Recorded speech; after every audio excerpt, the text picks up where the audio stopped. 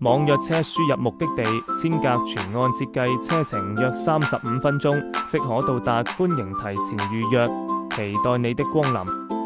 Hello， 大家好，我係設計師 Fiona， 今日我哋又見面啦。咁呢一套嘅屋主呢，其實係我哋呢一度嘅一個本地人嚟嘅。咁其實嘅話呢，之前嘅話呢，我哋都認識咗3-4年，只不過呢，之前呢，佢就冇去裝修，佢一直都留意到我係一直做裝修嘅。等到今年呢，佢有呢個需求嘅時候呢，就揾翻我諮詢，跟住呢，就將呢一間屋嘅裝修交俾我。咁呢一套嘅話呢，係一個126方嘅一個毛坯房開始裝修嘅。咁呢一個風格嘅話呢，就比較簡約啲，但係呢好實用。咁同大家去介紹下我哋呢一套由我哋一個去毛坯裝修到一個實景嘅現場啦。咁好似睇到我而家企呢個位置嘅話呢，其實呢佢係一個半贈送嘅面積嚟嘅。咁原先嘅話呢，好似睇翻我哋呢一埲牆嘅話呢，其實呢佢係一個到呢一個位嘅一個牆。咁其實呢一個空間其實可以做一個儲物間，不過咧當時嚟到嘅話咧，覺得呢個做儲物間嘅意義唔係好大，所以嘅話咧將呢一個咧就打通佢，咁樣嘅話咧睇翻我哋呢個廳嘅效果咧會比較大啲。咁由於呢一個咧係一個承重牆嘅，所以呢一個嘅話咧就只能翻保留啦。咁至於話呢一個空位嘅話，其實咧後期咧可以添置啲小吧台類之類咧擺翻呢度就 OK 嘅。咁再睇翻我哋呢一個，其實呢個開間唔算好闊，所以嘅話咧，利用呢一個凹位咧，做翻一個櫃。咁我哋呢個櫃嘅話咧，其實有當時去設計嘅幫佢設計嘅情況下咧，有考慮到咧呢一個區域咧就做翻一個開放式嘅廚房，所以唔係廚房係書房，所以呢一個位嘅話咧會買翻一個成品嘅書台放喺呢一度，所以喺呢一度嘅設計咧就設計咗我哋一個書櫃嘅形式啦。好似我哋喺利用呢個位咧，就做翻我哋嘅一個玻璃嘅一個櫃。咁我哋由於我哋呢一個櫃體嘅顏色嘅話咧，其實都係一個淺色調嘅，所以喺揀玻璃嘅情況下咧，就同佢推薦用咗我哋嘅一個灰玻璃去做到頂啦。咁延伸過嚟呢一個位嘅話咧，亦都可以睇到我哋個櫃嘅話咧，中間咧就有鏤空嘅位置咧，係方便我哋放嘢啦，同埋下邊我哋都有櫃桶，最下邊咧就可以擠嘢啦。咁延伸過嚟呢一個位嘅話咧，由於佢係一個入戶花園，所以嘅話咧喺我哋前期去做嘅情況下咧，我哋將呢一度咧就做咗我哋嘅一個落地推拉窗。咁呢個落地推拉窗嘅話咧，就係一個3軌道嘅。咁因為佢咧就中意保留出邊嘅一個護欄，所以嘅話咧，我哋最封窗嘅選擇嘅話咧，就做咗我哋一個落地玻璃窗啦。咁我哋都可以睇到咧，下邊即係呢度嘅下邊同上邊都係齊平嘅。咁其實喺我哋硬裝嘅基礎上嘅話咧，下邊咧亦都係砌磚去攞平呢個位，上邊咧亦都叫我哋木工師傅咧去打板去做封平佢嘅。所以嘅話咧，就呢個框嘅一個闊度嘅話突出嚟嘅話咧，我哋就喺我哋嘅施工工藝嘅上邊做一個處理啦。咁仲有頂上邊嘅話咧，就做咗一個好簡約嘅一個雙眼皮嘅一個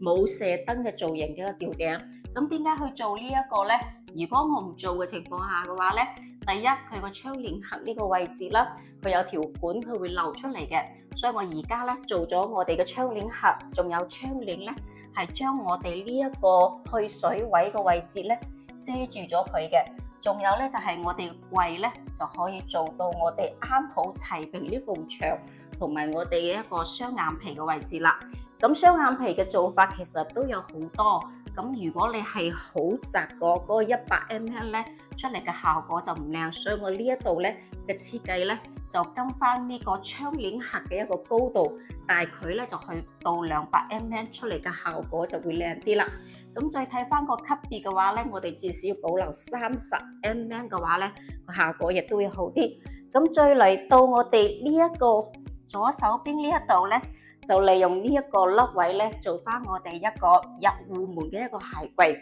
咁入戶門鞋櫃咧，我哋又唔想話係四面都係櫃，所以咧就做翻一個半矮嘅櫃，跟翻呢個牆體，因為呢個牆體咧都係承重牆嚟嘅。咁呢個係櫃嘅深度咧，其實係比較淺嘅，所以設計上邊咧，我哋就做咗兩個一個翻斗櫃啦。咩叫翻斗櫃咧？就好似我而家咁樣嘅話咧，翻斗櫃嘅話咧就可以下邊咧同埋上邊都可以儲物，仲有咧下邊可以放翻我哋嘅拖鞋啦。咁亦都可以睇翻我哋業主台面咧，已經擺咗呢啲陸續買翻啲零零散散嘅一個入伙嘅一個儀式嘅貼紙放喺呢一度。咁再嚟到我哋呢個餐廳嘅位置嘅話咧，其實都可以睇到我哋嘅餐廳嘅區域咧，呢個面積唔大，因為嘅話咧係有一個飄窗延伸過去嘅話咧，我哋呢個空間睇起身會大啲。咁亦都可以睇到咧，我哋而家咧呢個冰箱咧係一個大冰箱，一個零嵌式嘅十字門一個冰箱嚟嘅。咁呢一個位嘅話咧，就等下再同大家去講下廚房嘅一個點解唔將佢放喺廚房嗰度。咁我哋再嚟翻我哋餐邊櫃呢個位置，我亦都要利用飄窗呢個凹位嘅話咧，平翻呢一個咧，做翻一個儲物櫃俾佢，就唔使浪費呢個空間。窗簾嘅話咧，直接收埋一邊就 OK 啦。咁再過嚟我哋呢一個位嘅話咧，就係我哋嘅一個餐邊櫃嘅設計啦。咁亦都可以睇到我哋嘅餐邊櫃同埋我哋嘅冰箱櫃咧，有一個深度嘅一個對比。點解咁樣去設計咧？因為我哋呢一個位，如果我再去延伸下邊個台面跟翻佢嘅深度嘅情況下，我呢個餐台嘅區域咧就好窄啦。所以咧，我哋將呢個餐邊櫃話就做翻我哋嘅350mm就 OK。咁所以喺我哋做吊頂嘅前邊咧，我哋就首先要規劃好我哋呢一個冰箱嘅一個 size。我哋喺做吊頂嘅情況下咧，就提前去預留好呢個雙眼皮嘅一個板材去做翻呢個造型嘅。所以而家睇到嘅話咧，我哋由地下到我哋嘅上邊都係齊齊整整嘅。咁至於嘅話入邊嘅設計嘅話咧，我哋都係中間嘅話咧就會留空佢，方便呢個去煲水啊同埋其他嘅用途。上邊嘅話咧就保留翻兩個嘅一個玻璃門俾佢，可以放翻啲酒啊同埋其他一個裝飾品都可以嘅。咁再延伸過嚟嘅話咧，又留翻一個空格。咁其實呢個櫃體嘅設計嘅話咧，都會同翻業主去溝通每一步嘅一個細節嚟嘅。咁再延伸我哋呢一個嘅話咧，就係我哋嘅廚房啦。其實亦都可以睇到我哋嘅廚房嘅話咧，其實比較細。咁嘅話咧，平時佢主人家嘅話咧，煮飯嘅咧就係比較多嘅。除咗上班嘅時間，晚黑同埋週末基本都係喺屋企煮飯噶啦。所以嘅話咧，呢個位我如果將呢個位置放翻個冰箱嘅話咧，咁我哋嘅操作空間就非常之細啦。所以嘅話咧，當時去討論呢個方案嘅情況下咧，就將呢個大冰箱去搬翻我哋嘅餐廳，咁我哋嘅廚房咧就可以做翻我哋嘅一個 U 字型嘅一個櫥櫃啦。咁可以睇翻我哋嘅一個櫥櫃嘅設計嘅話咧，係我哋洗菜嘅地方咧就做翻我哋嘅一個900mm嘅。咁好似我哋去洗菜啊同埋切菜各方面咧，咁我哋就唔需要嘅話咧，就係去彎腰，咁呢個高度咧就會比較舒服啲。包括我哋呢個盤嘅話咧，都係做翻我哋一個台下盤咁樣。因為呢一個咧，我哋去揀呢個物料嘅情況下咧，都會同業主去溝通。咁佢就比較中意咧呢一個水龍頭咧裝翻大理石面嗰度嘅。所以嘅話咧，關於揀呢個洗菜盤嘅話咧，我哋都會提前去溝通好每一個細節。咁再延伸過嚟嘅話咧，呢個位就係我哋嘅一個操作空間。其實呢個操作空間嘅話咧，都係一個標準嘅 size。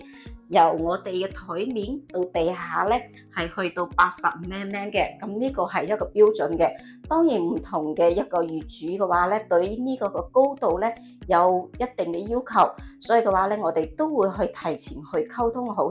呢一個細節嘅。咁再延伸過嚟呢一個位嘅話咧，就冇去做到我哋嘅一個標準嘅櫥櫃嘅深度啦。咁我哋要做翻呢一個凹入去嘅，但係如果凹入去咧，齊平呢一個位嘅話咧，又太窄，咁佢決定咧就係做翻出嚟，等入邊啲儲物空間咧就闊啲，好用啲。咁亦可以睇翻我哋嘅一個櫥櫃，同埋上邊咧我哋嘅一個吊櫃，其實用嘅顏色各方面咧都係一致嘅。咁用我哋嘅一個面嘅話咧，都係一個高光面嘅一個櫃門。呢一個嘅話咧，就留翻一個空嘅話咧，就做翻我哋嘅一個玻璃櫃啦。咁呢個咧就係一個櫥櫃嘅廚房啊。咁我哋再去另外一個空間。咁而家嚟到我哋呢一個咧，就係我哋嘅客廳嘅位置啦。咁亦都可以睇到我哋成個客廳咧，其實都好闊落。按照翻我哋嘅126個面積嘅話咧，呢個單位計起身嘅話咧，包括我哋入戶花園，其實計起身有5房2，即係有5間房，有2個廳嘅。咁再嚟到我哋一個客廳嘅位置，我哋呢一個開間嘅話咧，大概嘅話咧係有翻3.8米嘅。咁呢一個嘅話咧，亦都冇去做一個過多嘅一個造型嘅設計，只不過咧喺我哋嘅一個電視背景牆咧，呼應翻我哋嘅窗簾盒，所以喺呢一度咧就做咗一個電視背景上邊做翻一個大燈槽，即係大射燈嘅一個電視背景嘅一個造型啦。咁牆面嗰度咧，亦都冇去做過多嘅一個岩板電視背景牆啊，同埋各方面嘅。咁其實呢啲咧都係根據唔同嘅客戶唔同嘅需求去幫你去做翻嘅設計嘅。但係咧會喺我哋最邊位咧，即係離我哋過道最近嘅地方咧，我哋就會做翻一個隔山板去做一個點綴，就唔需要話將我哋呢個電視櫃咧做齊邊佢，留翻一個空位，而家可以派翻一個綠植啦，同埋做翻少少造型。咁樣嘅話咧，亦都唔會顯得我哋呢個電視背景牆咧就係白雪雪嘅一埲牆，乜嘢造型都冇。咁而家出嚟嘅效果咧都比較舒適。咁由於我哋呢個廳嘅話咧，我哋都會提前同客戶嘅溝通咧，就係佢唔需要由任何顏色，就係保留翻我哋嘅白色就 OK 啦。但係你亦都可以睇到，我哋將呢盞燈一開咗之後咧，其實牆面咧就有少少紋理啦。咁再延伸出嚟嘅話咧，其實原先呢一個位置咧係一個推拉門嚟嘅。咁我哋將呢一個客廳同埋我哋嘅一個陽台咧，做咗一個通鋪嘅效果，所以會顯得我哋呢個廳咧會比較大，亦都可以留意到咧，我哋地面鋪磚嘅情況下，按翻我哋一個咁大嘅面積嚟嘅話咧，我哋一般咧都會建議咧鋪翻我哋嘅一個750乘以1.5米嘅一個尺寸嘅瓷磚啦。咁好多時候咧，有啲人問我適唔適合做翻個門套啊，各方面。其實嘅話咧，做門套同埋唔做門套咧，睇翻我哋喺整體嘅設計。例如話呢一套咧，我哋就做咗門套嘅。點解會去做門套咧？第一啦，我哋嘅牆面咧冇去做其他嘅一個板材嘅裝飾啦，同埋一個造型嘅裝飾啦。咁仲有咧，我哋呢個空間咧比較多，我哋陽台咧個櫃咧亦都唔多嘅，所以咧喺呢個位咧就做翻一個門套去區分呢個空間啦。咁再延伸過嚟嘅話咧，就係我哋呢一個係我哋一個好長嘅一個大陽台，所以喺封窗嘅話咧，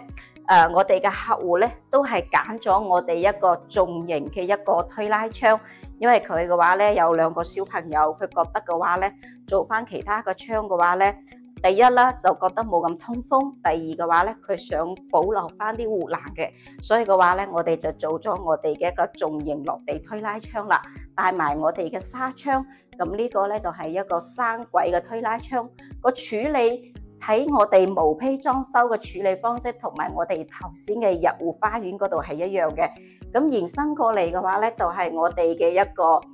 洗衣機啊、洗手盤啊各方面嘅設計啦。咁仲有咧就係我哋呢個陽台好長，咁延伸過嚟嘅話咧，亦都係將呢一個咧，佢呢一本身係一縫咁嘅牆，有個門仔咁細嘅，所以話咧我將呢個間房個光線咧做大咗佢，所以咧呢個位置咧就將佢做咗一個推拉門啦。停下先。咁呢一間咧係俾佢女嗰間房嘅，咁其實除咗主人房咧，呢一間房咧亦都係最大呢一間房嚟噶啦，所以佢將呢一間房俾咗個女，我哋喺硬裝嘅基礎上，將一個小個門做翻我哋一個推拉門，咁樣嘅話咧，我哋呢間房嘅光線咧先會足嘅，咁亦都可以睇到咧，我哋呢個業主個女咧都係比較偏向粉紅色嘅各方面，可以睇到我哋成個一個牆面嘅四面牆啦，都係有咗我哋一個好淺粉嘅一個粉紅色。咁再延伸我哋咧呢個位咧就係書櫃加埋我哋衣櫃係連體式嘅。其實連體同埋一個買成品嘅話咧，各有各個好處。咁好似我哋好多時候去做訂製嘅情況下咧，都會去利用呢一個位咧去做翻一個連體嘅。咁連體嘅好處係咩咧？我哋可以利用我哋呢啲位嘅話咧，放翻我哋嘅書啦，同埋其他嘅一個裝飾品啦。當然呢一個嘅話咧，我哋呢個粉紅色嘅咧，亦都係一個點綴嚟嘅。咁亦都有啲客戶咧就唔中意去做書枱買翻啲成品嘅。其實有兩種講法咧，就係咩咧？如果你嘅小朋友係好細嘅情況下咧，我哋呢張書枱咧可以唔使去訂製，因為咧根據佢嘅一個不停咁成長嘅情況下咧，可以高低去調節。咁如果佢達到一個即係我哋呢個一個標準嘅尺寸嘅情況下咧，咁我哋就可以考慮翻訂製啦。訂製各有各嘅好處。咁再延伸過嚟嘅話咧，就係我哋嘅衣櫃啦。我哋嘅衣櫃嘅話咧，側邊咧就係做咗我哋嘅一個邊櫃。咁點解會去做到一個邊櫃咧？第一，佢考慮嘅話咧，我哋呢一個嘅話咧，佢想入嚟嘅空間咧，唔需要嘅話咧，就係一面櫃咁樣嘅。但係有個唔好處咧，就係做咗呢一個嘅話，肯定係少咗啲掛衫嘅位置，但係多咗咩咧？我哋呢一度咧會有翻啲櫃筒啦，下邊又可以擠嘢啦。中間鏤空啦，咁我哋入嚟嘅時候咧，我就會覺得呢個空間會好闊落啦，所以就可以睇到我哋整體嘅櫃嘅嚟講嘅話咧，我哋呢一邊咧就係掛衫，同埋上邊咧就放翻我哋嘅摺疊棉被啦，仲有呢一個側邊咧就放翻我哋嘅摺疊衫，同埋呢個位都係一樣嘅。咁呢一間咧就係佢女兒房，我哋去另外一間房。咁好似嚟到我哋呢一間房嘅話咧，其實係業主嘅爸爸媽媽住嘅，其實比較簡約。就係嘅話咧，喺我哋嘅硬裝嘅基礎上咧，我哋一定要留好我哋嘅咩咧，電掣位啦、插座啦，同埋我哋嘅燈啦，仲有係我哋預留好我哋嘅一個衣櫃嘅位置啦。咁呢個衣櫃嘅話咧，我哋呢個都會好高，所以嘅話咧，一般我哋嘅情況下咧，就係上邊分一個頂櫃，下邊咧分掛衫嘅，側邊咧亦都係做咗一個邊櫃嘅。咁我哋再去睇其他嘅區域。咁嚟到嘅話咧，呢一個咧係屬於一個客位嘅。咁原先嘅話咧，個客位嘅話咧，佢門咧係喺呢一個位置。咁呢一個嘅話咧，就係一個衛生間嚟嘅。咁由於我哋考慮家庭居住嘅人口比較多啦，而且咧係去咗4間房嘅，咁所以喺我哋嘅設計上邊咧，我哋將呢一個洗手盆咧放喺出邊。入邊嘅話咧就係廁所啦，同埋沖涼房。咁樣嘅話咧，兩個小朋友同時起床嘅話咧，都唔會話阻止大家去刷牙啊、上廁所啊咁樣嘅。所以嘅話咧，將個洗手盆咧就搬翻出邊，做翻一個半牆嘅一個高度。咁做翻半牆個高度，覺得呢個位置鏤空又唔係幾好，所以嘅話咧就做咗一個裝飾櫃同埋一個儲物嘅地方，做翻啲長虹玻璃嘅一個造型。咁再嚟到我哋呢一個咧，就係跟翻我哋嘅尺寸嘅訂製嘅。上邊嘅話咧就係冇去訂製到頂啦，就係做翻我哋嘅一個標準嘅一個鏡櫃。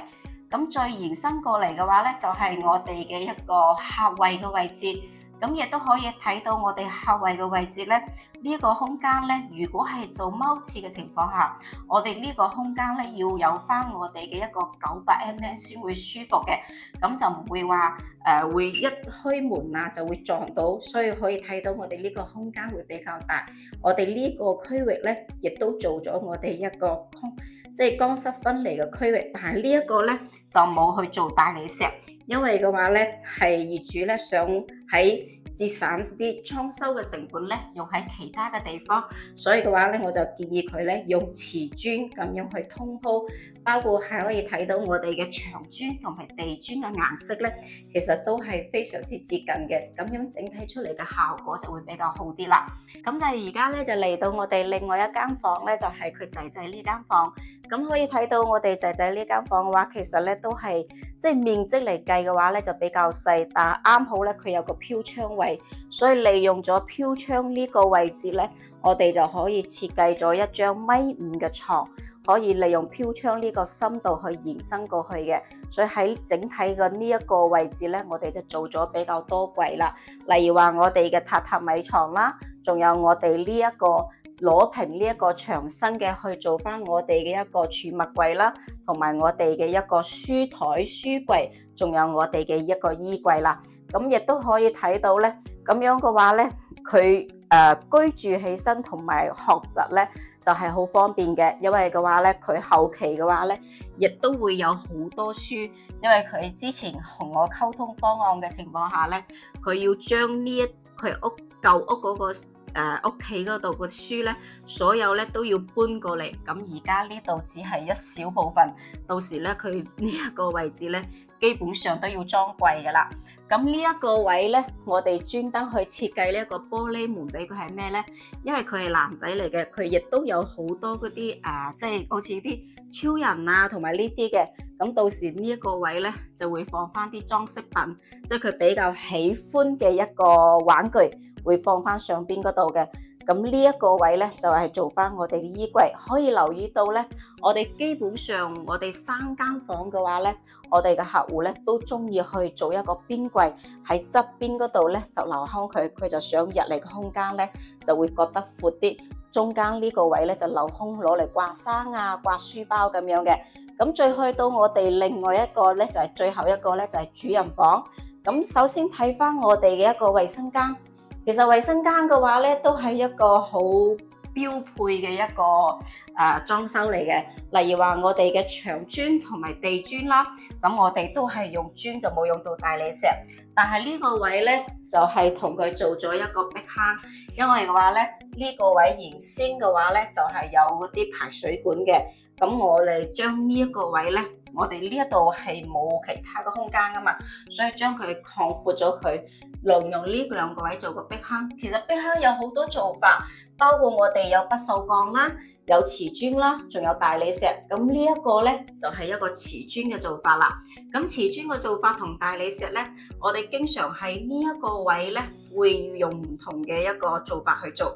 第一啦，可以用翻我哋嘅圓磚去做，但係圓磚嘅情況下咧，我哋去2塊去做，仲有呢個加工咧，呢個闊度咧佢就會闊啲。如果我哋去做一個大理石嘅情況下咧，大概都係1.5公分嘅啫。所以呢一個位咧，佢要求嘅話咧，顏色一致，所以咧就用咗一個瓷磚。如果你用嗰個不鏽鋼咧，時間長嘅情況下咧，其實都會即係啲例如話我哋洗髮水啦、沐浴露啦，時間長咧都會有少少滲色嘅。所以嘅話咧，一般我哋做壁坑嘅話咧，就建議可以做翻我哋用翻瓷磚啦，或者用翻啲大理石會比較好啦。咁呢個嘅話咧，我哋成套嘅一個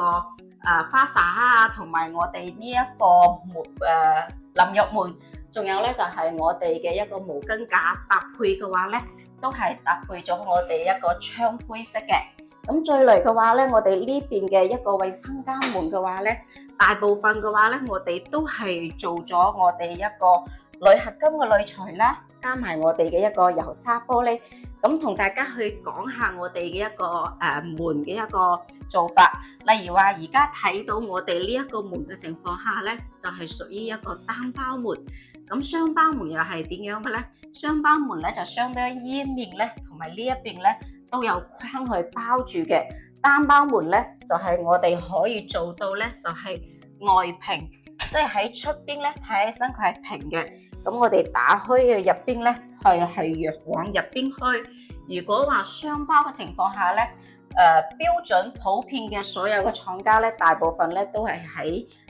即係內平內開。咁當然你有高嘅要求嘅話，要外平內開亦都可以做得到，只不過工藝同埋個價錢會唔一樣。咁呢一個咧就係關於做訂製門嘅。咁再嚟到咧就係我哋呢一間咧就係主人房。主人房嘅話咧，其實可以睇到咧，我哋成個虛間唔會好長，但係咧佢又需要儲物嘅空間，即係做翻個衣櫃嘅位置好多。所以嘅話咧，我哋利用呢一個位置咧，就做翻我哋嘅一個衣櫃咁我哋嘅依個衣櫃嘅設計咧，就係分段式嘅一個衣櫃嘅設計嚟嘅。咁好似睇到我哋呢一個咁高個門嘅情況下咧，我哋就一定要用翻啲拉直器啦。咁好似睇翻呢一個平均分咧，只要你嘅高度唔會去超過1.5米嘅情況下咧，咁我哋嘅入邊咧都唔需要去用拉直器嘅。咁我哋呢個櫃門嘅話咧，都係做咗一個斜邊嘅一個拉手。咁斜邊拉手同埋一個直嘅咧，各有各個好處。斜邊拉手唔好嘅地方咧，就係中間要加翻一個擋板，會影響上下一個區間，即係上下嘅一個分局嘅一個設計。仲有咧就係話斜邊嘅話咧，多多少少呢個位咧都會有少少積塵呢一個咧就係斜邊嘅。如果你話去做嗰隻一門到頂嘅情況下咧，咁肯定喺我哋嘅一做櫃嘅基礎上咧，5斤同埋我哋嘅拉直器咁佢嘅費用咧亦都會高啲嘅。咁再延伸過嚟嘅話咧，呢個係對住我哋嘅一個主人房嘅牆，所以嘅話咧就冇去做高櫃啦，做翻個矮櫃，因為佢又想去儲物多啲，所以呢個位我哋擺完床之後咧，呢個空間咧，大概咧仲有550mm嘅，夠我哋嘅一個即係走動嘅一個空間嚟。咁再過嚟我哋呢一個飄窗咧，就冇去做啲咩啦，都係鋪翻我哋大理石。咁呢一套咧126個方咧，由我哋去毛坯去裝修嚟嘅話咧，可以睇到我哋整體嘅效果咧，都係屬於一個簡約風嚟嘅。咁其實呢一套做落嚟嘅話咧，就係比較經濟啦，同埋實惠嘅。但係喺用料上邊嘅話咧，包括我哋嘅水電啦、硬裝嘅一個瓷磚啦，同埋我哋其他啲櫃體嘅一個環保級別咧，都係用到我哋國家比較好嘅一個環保級別嚟嘅。因為嘅話咧，第一考慮係咩咧？硬裝你係裝好嘅話咧，10年到20年都冇點樣去變嘅。咁仲有嘅話咧，就係啲櫃體嘅話咧，亦都會比較多，所以我哋櫃體嘅一個板材嘅話咧，用到嘅話都係一個多層實木板，同埋咧就係 EMF 級嘅一個板材嚟嘅。咁其他嘅話咧就冇去做一個好複雜嘅造型啦，同埋亦都冇去做藝術塗料，就係以經濟實惠為主。所以裝修出嚟嘅話咧，就係唔同嘅業主、唔同嘅一個需求，我哋做出嚟嘅效果同埋現場都會唔一樣嘅。如果你中意比較簡約啦，又想去經濟實惠嘅話咧，其實呢一套咧亦都可以參考下。咁後期嘅話咧，亦都會同大家去陸續分享我哋其他一個員工嘅案例。咁今期就同大家去分享到呢一個，咁我哋下集再見啦，拜拜。